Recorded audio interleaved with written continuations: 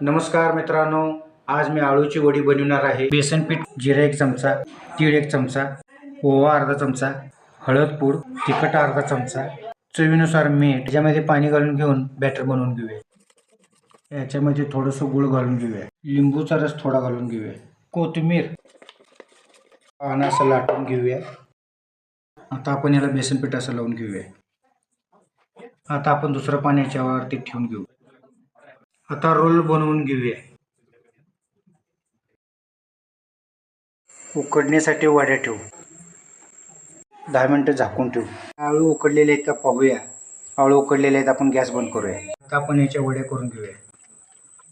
वड्या तळून घेऊया। वडी तळलेल्या आहेत, आपण काढून घेऊ। आळूच्या वड्या झालेल्या आहेत। आळू वडीची रेसिपी कशी काय वाटली कमेंटमध्ये नक्की सांगा। लाईक करा, शेअर करा, सबस्क्राईब करा। धन्यवाद।